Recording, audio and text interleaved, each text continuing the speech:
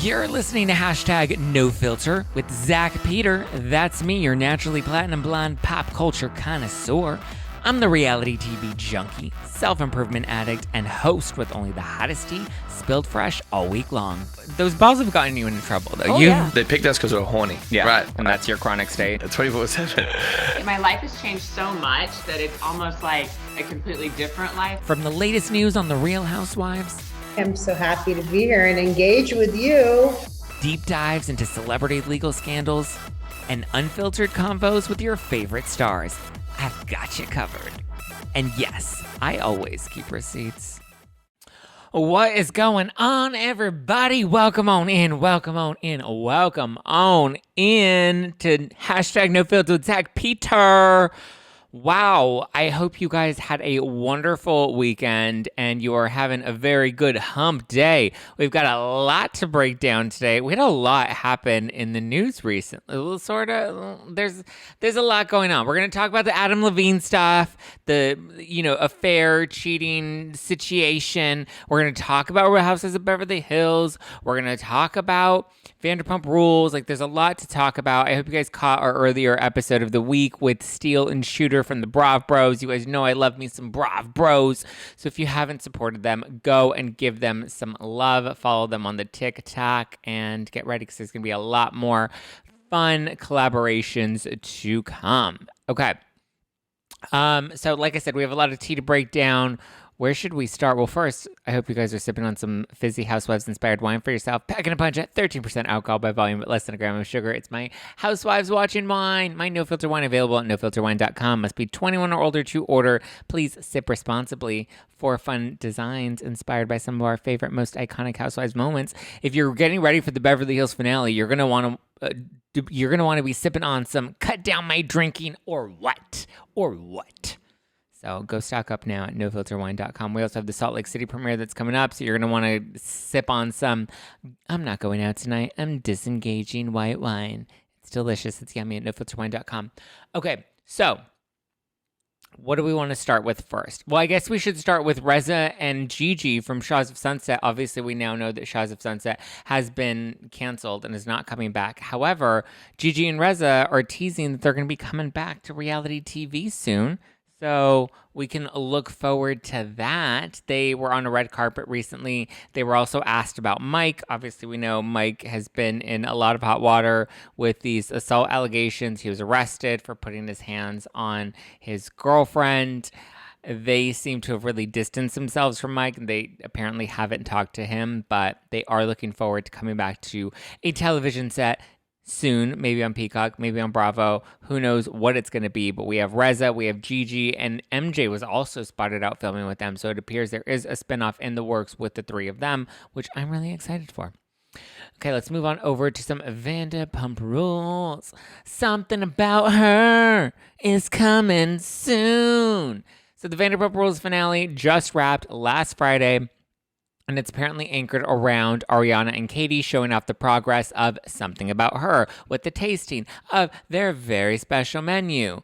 So it looks like Something About Her is really coming to fruition, and we're going to see their journey with bringing it together as the season progresses. I'm curious how Katie and Ariana, how their relationship gets affected by all of the drama that Katie seems to be in throughout the season. Very, very curious to see how this all unfolds. But apparently they're opening it up next to Sir.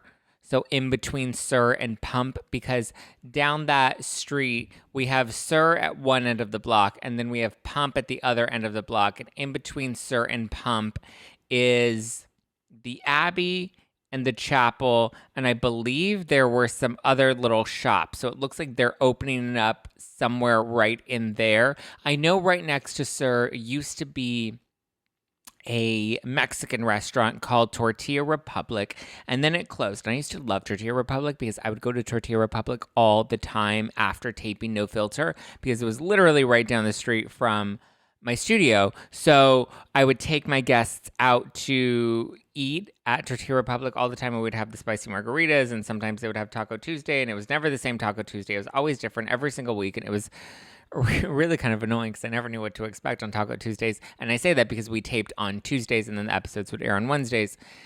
Anyway, I digress. So I'm curious, though, if I don't think that's the spot that they're going to open it up at because it's a sandwich shop. So it's more like a little cafe. And I would feel like that space is a little too big for them. I know there was another restaurant that opened up after Tortilla Republic. I believe like in 2020 when like the world was, shutting down and ending. They closed down around that time and a new restaurant opened up. I don't know if that restaurant is still there, but I don't think that that's the spot that they would open up at, only because that spot is just so big that I wouldn't imagine. Like Tom Tom was a fairly small bar, you know what I mean? Pump, obviously Lisa's had experience running restaurants and stuff. I don't anticipate that something about her is going to be like an actual restaurant. I do know that next to that, like across the street from it, they have all these other little small commercial spaces that would likely be an appropriate fit for something about her. Like there's this one place that like has been a few different businesses, but was like I think they've done like wellness, like smoothie shakes. So like that space I think would be appropriate for it. But anyway, it seems like that whole little street is about to become like Vanderpump Lane or something, or Vanderpump Corner, because we know right around the corner next to Pump is Tom Tom. So it's all kind of in that same sort of, it's all in the same block. Vanderpump block is really what it's becoming, with at least Vanderpump and the Vanderpump Rules kids kind of just buying up all the property, or not buying it, but renting up all the property there and opening up their businesses. But I'm actually excited for the girls. I think I'm excited to try something about her sandwiches. Are you? Will you be going to something about her sandwiches? Think about it. Like then when you come to LA and you go to West Hollywood, then you make it a full Vanderpump experience, right? You have lunch at something about her, and then you go and have a pregame cocktail at Sir and an appetizer. You get the goat cheese balls, right? Then you pop on down, you walk down the street and you go to Pump. I would say Pump for dinner because I think the food at Pump is better than the food at Sir. Sir is like a great spot where you want to take a photo op and you want to have a drink, you want to see Peter, and you want to try the goat cheese balls. That's really all I think Sir is that good for. It's a little more formal than Pump in a way, kind of, but I would say have a sandwich for lunch at something about her, maybe go walking around West Hollywood, have a drink and an appetizer at Sir, then walk down the street and go to Pump, have dinner at Pump and drinks at Pump, and then walk next door and grab a nightcap at Tom Tom. Right? I think that's your perfect Vanderpump night. You end the night at Tom Tom, get some fries, get some of the Tom Tom cocktails, and you're solid. I mean, and if you want to go out, then there's like Stash right across the street, or there's the Abbey and the Chapel, which are like the places you go to in West Hollywood. And it's right in between all of Lisa's spots. Like if Lisa could buy the Abbey, I'm pretty sure Lisa would buy the Abbey too, but that's just not going to be an option for her. So there you go. I just mapped out your night in West Hollywood if you're a Vanderpump fan. There's also Giovanni down the street if you want to go shopping, if you're a New York fan. There's a lot going on in that little section. I'm trying to think of like what other, Toca Madera, which, Kristen Doty made popular because wasn't somebody cheating at Toca Madera? Somebody was doing something at Toca Madera that they weren't supposed to be doing. And of course, Kristen Doty outed it. But I digress. Let me know if you plan on going to something about her and getting some of her sandwiches. I'm just like, I want to eat something about her bologna. Ooh, there's something about her bologna, and it is yummy. Sounds like a porno. Okay, let's talk about Kathy Hilton's Aspen meltdown. Okay, because now we saw that we led up to the Aspen meltdown. Last week's episode was great. Now we have this week's episode, right? And so there's a new clip that dropped this morning ahead of tonight's all new episode. So I haven't seen this tonight's new episode. So if you're watching or listening to this on Thursday or any day after, obviously there's a good chance you may have already seen this week's episode of Real Houses of Beverly Hills. But I'm solely going based off of the clip that dropped this morning, or dropped Tuesday morning rather. So in the new clip for Beverly Hills, we see the women all talking about Kathy's meltdown. They're all on a plane and Mauricio's like, where's Kathy? And Rena's like, I don't know, she's probably coming off a bender. JK, Kathy wasn't on a bender that we know of.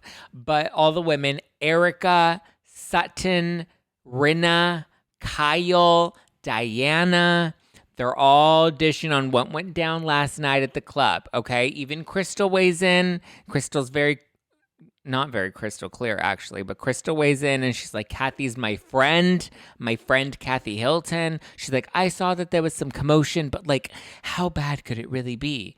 I was too busy over here doing something else. I was too busy over here crying in Erika's arms. So Crystal doesn't really give us much, but all the other women are talking about Erika. Everyone's beloved Sutton seems to corroborate that Kathy was having a meltdown at the club. Rinna, Kyle, Diana, okay? They all describe Kathy getting agitated and starting to spiral. Sutton says that she kept wanting them to do the conga line, and nobody really wanted to do the conga line, and Kathy was kind of getting irritated because nobody wanted to do the conga line. And then they all describe Kathy or Diana says, like, I came back from the restroom, and all of a sudden, like, Kathy's, like, yelling at the women, and she was so angry, and she was specifically yelling at Kyle, and they all describe, Kathy just kind of starting to, like, scream and get upset, right? And so she apparently snapped at Kyle and told Kyle to leave with her. And Kyle's like, no, go be a bitch at home. I'm going to have a good night tonight. You can go, like, do your own thing, okay? And so Kathy ends up leaving with Rinna. And then according to Rinna was saying that Kathy was going to ruin Kyle's life, and she wanted to that she could ruin all of them if she wanted to, and she was going to take down NBC, and she was going to take down Bravo, and she was just going on this mean, crazy rant. Wild stuff, right?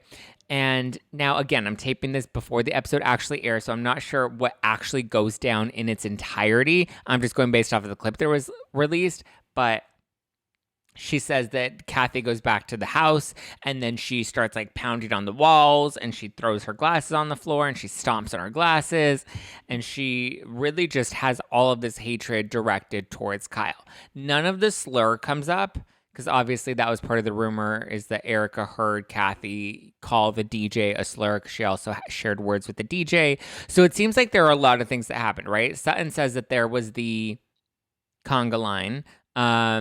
Diana remembers seeing Kathy yelling at Kyle. Kyle says that she didn't want to leave with Kathy, which irritated her even further.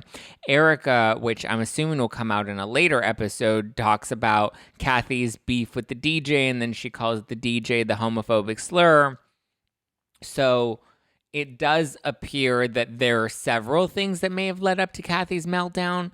But I know there's a rumor going around currently that Kathy is having her attorneys request the footage before it's actually aired. And the women, I guess, didn't get to see the full final 3 episodes because Kathy's attorneys wanted to review them. And they were suggesting edits in those episodes to try and preserve Kathy's image because they wanted to make sure that she was portrayed fairly. It sounds to me like another Bravo type of situation all over again, like with Denise Richards, but it sounds like Kathy seems to be strong-arming a little bit harder.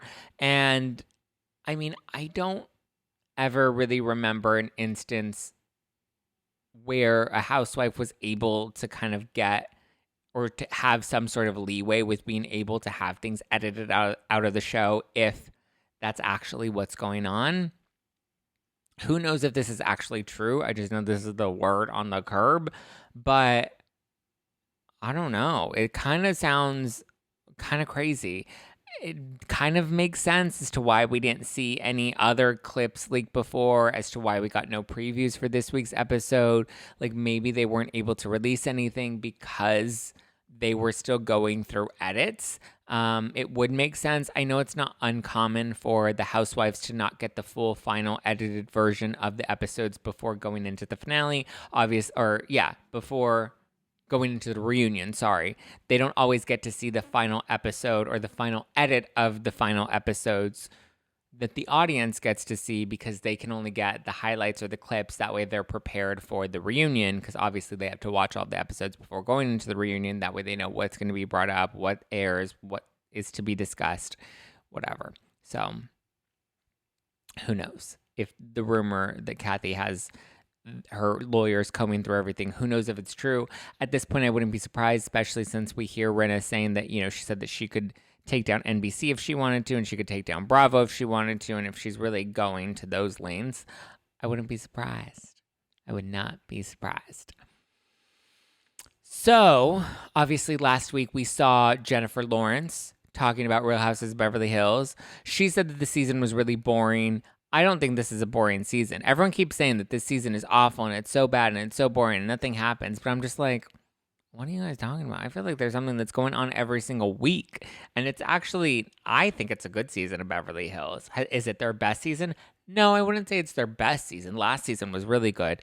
But I actually think it's a good season. Sorry. I'm enjoying it. I look forward to watching it every week. I don't know. But Jennifer Lawrence is not a fan, and she thinks that Erika Jayne should get a publicist, and she thinks that she's evil. And then Erika clapped back last week on Watch What Happens Live, and she's like, listen, I think she should come on the show, and I'm pretty sure we can unmask the ugly parts of her too. She's like, it's very easy to judge somebody when they're at their worst on camera going through everything in real time. And I'm like, you know what, Erika? That's true. That's true, girl. That's true. So Jon Hamm apparently also watches Real Housewives of Beverly Hills. Actor Jon Hamm was on the Howard Stern show this week saying that he watches the Real Housewives of Beverly Hills and only the Real Housewives of Beverly Hills. And I'm just like, obviously, he has good taste. Like, hello. What would we expect him to watch? Dubai? No, thank you. Okay. Jon Hamm is packing the ham downstairs. And obviously, I don't know what that has to do with Real Housewives of Beverly Hills. But, well, I mean, if he's packing, then he likes to make sure that his shows are packing the heat as well, right? He wants them jam-packed like his underwear. So I think Jon Hamm is onto something. And if Jennifer Lawrence is watching it and Jon Hamm is watching it and they're all talking about Erika Jayne, I think that says a lot. I think that says that Beverly Hills is now peeking into mainstream culture, mainstream pop culture. And I just want to say, they're not talking about Garcelle. Okay, that was my shady moment of the day. But anyway, Jon Hamm says that he wants Erika to return the earrings. That's what he told Howard Stern. Apparently, Howard Stern watches Beverly Hills as well. But he said that he wants her to return the earrings. And I just want Jon Hamm to listen to #NoFilter with Zack Peter, because then he would know that she already did. Okay, let's talk Adam Levine, because this has been a real hot moment on the Real Housewives. Oh, actually, before we get into Adam Levine, I want to clarify something about Lisa Rinna and BravoCon, because I keep seeing people talk about BravoCon and Lisa Rinna and her not being at BravoCon, and how it must be due to this season, or it must be due to after the reunion, or maybe she's fired, or maybe she's quitting, or whatever. Lisa Rinna was never planning on going to BravoCon. When they made the original announcement a couple months ago, Lisa Rinna was not part of that announcement. So it doesn't seem like it has anything to... And that was before her social media meltdown. That was before her beef with the Dubai girls. That was before the taping of the reunion. That was before the rest of the season aired. So it sounds like I don't think they get paid to go to BravoCon. I'm actually pretty sure they don't get paid to go to BravoCon. So at this point, what's the point of going to BravoCon if you really don't need to go to BravoCon? I'm not surprised that she's not going, because I was never expecting her to go. So I think all these other rumors are really just, bogus speculation at this point. But let's talk Adam Levine. Okay, so Maroon 5 frontman Adam Levine has been accused of cheating on his wife and his baby mama. As we know, they're currently expecting their third child together, and there is a new scandal. Somebody called Kerry Washington, because we got a new scandal. Okay. So this woman, Somner Stroh, which sounds like a typo, she came out on TikTok, and she's claiming that she had an affair with Adam Levine. But I have questions, because I'm like, Somner, and I feel ridiculous saying that. Somner, I don't know what to think about all of this, okay? Everyone's dragging Adam Levine. You might drag me for my take after this, but hear me out. Stay with me. Let's get through this. I know that we can do it. Where are we going to expose Somner? Where are we going to expose Somner? So Somner is a model and an OnlyFans creator, and she's gorgeous, okay? Like, if I were a straight man, I probably would slide into her DMs as well. She's gorgeous, and I'm pretty sure that, like, after today, her OnlyFans is popping off, and she's earning those monthly subscriptions, 30% off for the first month. Let's get it, okay? She's claiming that she and Adam Levine had a year-long affair, and now she's leaking their DMs in a new TikTok that she posted over the weekend, right? Or maybe was it Monday? I think it happened on Monday. Or she may have posted it over the weekend, but it became mainstream news on Monday. So she posted the messages that show a flirty relationship between the two of them, a flirty exchange. She's also claiming that she was naive and that she was manipulated into responding to these DMs and that she never wanted to come forward, okay? She did not want to come forward, but one of her friends was threatening to leak these to the press. And so now she's releasing these screenshots that are time-stamped, okay? So these are screenshots that she was taking in real time as we're going through this, right? Which is also a very interesting motive. And so I'm just like, okay. Now, define affair for me, Patrick Summers. Define it. Merriam-Webster, define the word affair. Because the way that she's telling the story insinuates that they hooked up at some point. Yet all we have are flirty DMs. And if you read through the DMs, they don't seem to be very explicit, okay? Now, she does have another message from June that was screenshotted in June because it's not a screenshot of the actual Instagram DM, but it's a screenshot of her home screen when the notifications come in. And listen, I'll be honest with you, I've screenshotted some things as well. And so when I screenshot, like if I see, like when Ronald Richards was like blowing up my Twitter, I would screenshot that in real time. And then I would send that to my friend and I would be like, oh my God, or friends or whoever. And I'd be like, oh my God, he's blowing up my Twitter right now. So you screenshot these things in the moment, right? And then you have them and then you save them. So it's a little suspicious there. So as far as I've seen, there's no proof that they had any sort of physical interaction between them, okay? It sounds to me like he found a hot chick on Instagram, slid into her DMs, and now she's trying to use it to get some sort of clout, right? And she's painting herself as a victim, but I'm like, sweetie, you're not, I don't see you as a victim in this. I see you as a grown woman. It's not like you met him at a bar, right? It'd be different if they like were out one night and they were at a bar and, you know, you're not really sure. Is that Adam Levine? Is that guy from Maroon 5? You know, is that the guy that posed naked that one time, you know, in that photo shoot? He's kind of hot. I don't know. Maybe he looks like Adam Levine. Maybe later I could say I hooked up with Adam Levine. Sorry, because Adam Devine is another person. He's a comedian. So it's not like they met at a bar and she wasn't really sure who he was. And, you know, he didn't tell her that he was married and he didn't have a ring. And so it was a little blurry and a little confusing as to, you know, could this be him? Could this not be him? Maybe he said that he was separated or he wasn't married or whatever the case may be. You know, it's not like we were out and about and we didn't have access to Google, right? She could have very easily browsed his account because he was DMing her not from a Finsta, not from a private account, not from a personal account, but from his public Maroon 5 Adam Levine Instagram account. You could have just clicked right on it and you would have seen all the information about it. Could have done a quick Google search. Let's say you've never heard She Will Be Loved, okay? Let's say you don't know who Maroon 5 is. Maybe you're like, I know Maroon the color, but I don't know Maroon 5. That's my mom's era, right? Because she's on TikTok. But anyway, benefit of the doubt, sure. You could still Google somebody. Trust me, anytime I match with somebody on a dating app, anytime I, you know, happen to be texting with someone or I get somebody's phone number, I Google them, okay? I Google everything about them. And then I have to conceal the fact that I know their grandmother's maiden name, you know? So it was very easy to Google him and realize he's married and he has 2 children and now he has a 3rd baby on the way, okay? She could have easily seen, oh, he has kids. Oh, he has a wife. Maybe he's a total creep and he's sliding into my DMs. I don't have to instigate. I don't have to respond. I don't have to initiate anything. I can just leave him in the unread because, you know, for those of you that know the DMs, you have your primary and you have your general and then you have the unread. Those are the ones that you need to approve. She could have left him in the messages that needed to be approved and not even bothered. She could have even blocked him if it was that gross. You know, but she was like, oh, but I had just moved to LA. And because I had just moved to LA, that made me naive. And I'm like Snow White and I'm going to fly away with the birds. And I'm just like, sweetie, no. Listen, I know when somebody slides into my DMs, like, listen, he's wrong for sliding into the DMs. Let me clarify that, because if I didn't make that clear, he is wrong for sliding into her DMs. He is a married man. He has children. He needs to RESPECT, put some respect on his wife's name, okay? She's a gorgeous woman. He's a beautiful wife. Why do you need to be sliding into some OnlyFans chick's DMs? You know, he's wrong. He is not right. He should have never slid into the DMs. But as far as I've seen, there's no proof that he ever actually met her, okay? People slide into my DMs all the time. They want to hit it all the time. It doesn't mean that they have hit it.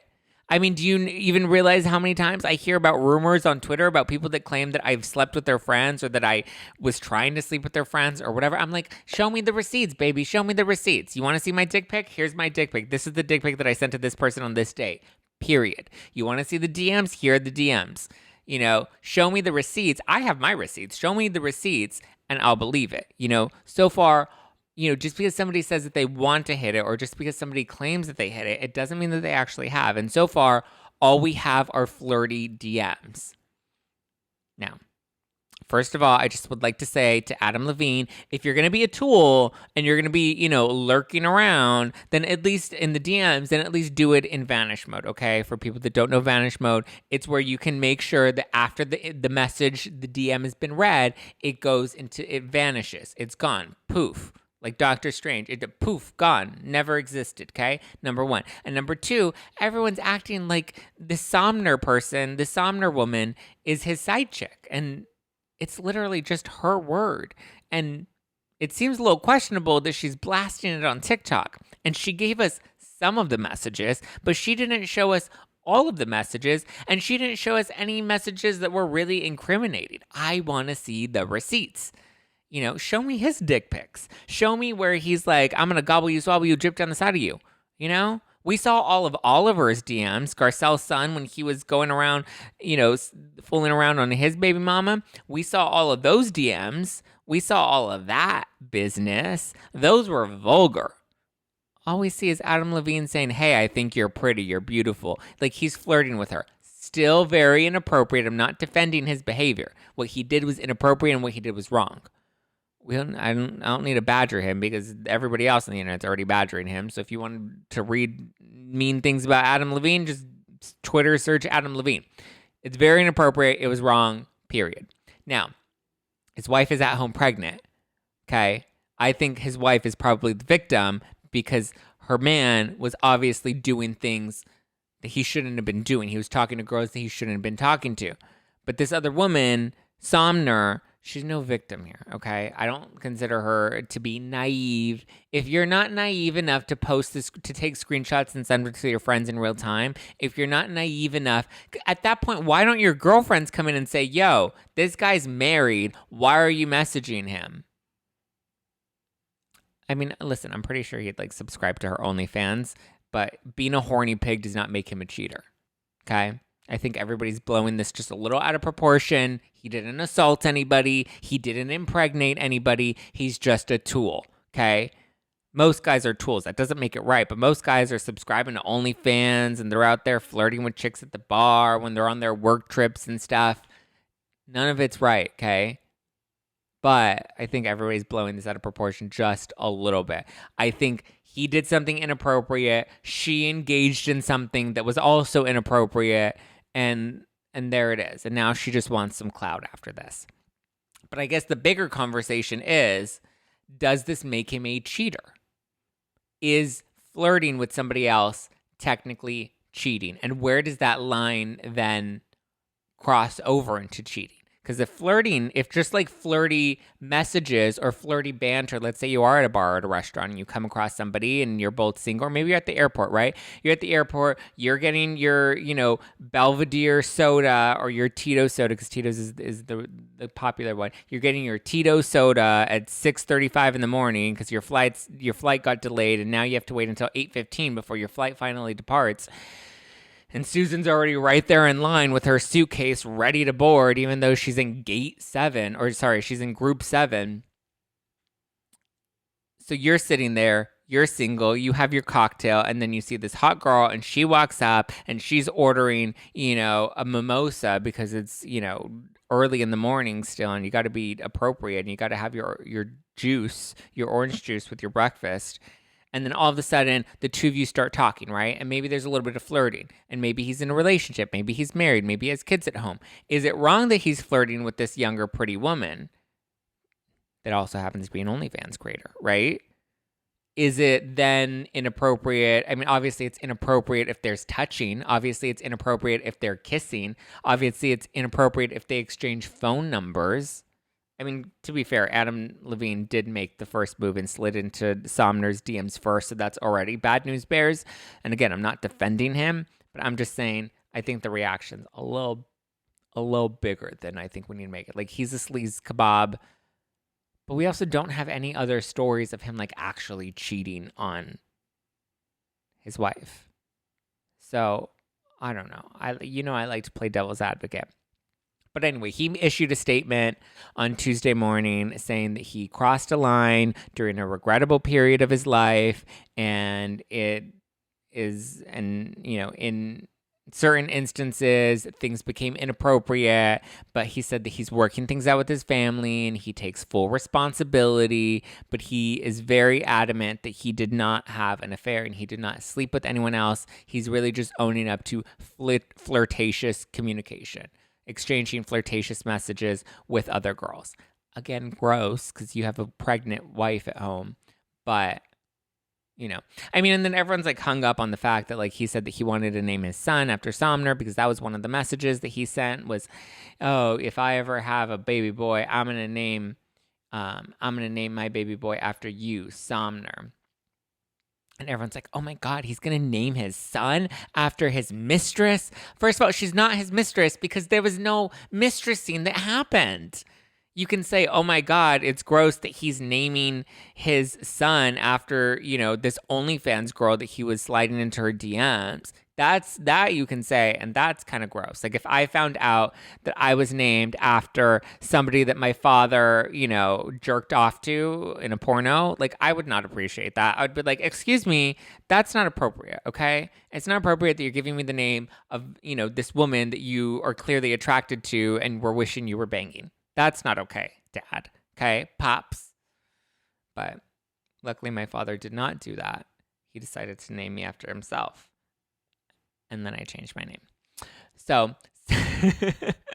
Somner posted on Instagram shortly after his statement went out saying, someone get this man a dictionary.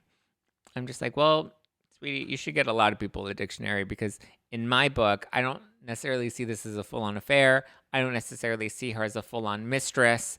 I just think that homie did some shady shit. He was in the DMs when he shouldn't have been in the DMs. But again, I want to know. I want you to weigh in the comments below.